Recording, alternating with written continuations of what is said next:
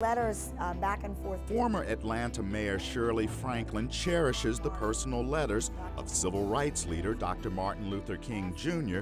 at the city's newest civil rights landmark.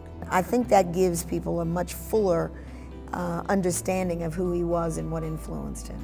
Franklin spearheaded efforts to secure King's papers and build the Center for Civil and Human Rights. I thought it would be a success because we're filling a gap in American history and certainly Atlanta history.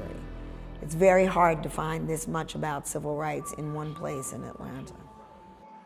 Atlanta is one of many communities that are embracing the dark chapters of their past. Civil rights attractions here are visited by more than 1 million people every year. Former Mayor Andrew Young says people want to discover the history made here. I think Atlanta is one of the leading cities for civil rights tourism. I mean, that's our civil rights legacy. In Alabama, the site of many civil rights battles 50 years ago, thousands visit the state every month to see dozens of historic sites. And while we've made a lot of progress, Fred Gray started this history museum in Tuskegee. the state of Alabama, and particularly the Department of Tourism, now recognize the fact that civil rights is an engine for economic growth and development, and that we need to preserve that history. For these tourists, visiting civil rights sites is an emotional experience.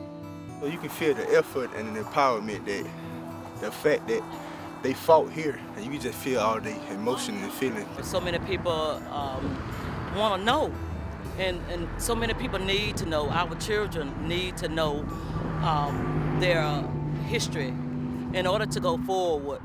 Back in Atlanta, plans are already underway for an expansion at the Civil Rights Center while developing more programs for young people. Hello, how are you? A lot of these events took place long before they came of age politically, so they don't know about this. It's important to have that, legacy preserved and for posterity. This is the birth home of Dr. Martin Luther King Jr., one of the many landmarks that dot the landscape in this city. Community leaders say they want to build up civil rights tourism here, making it one of the leading cities in the country for this type of tourism. Simkins, VOA News, Atlanta.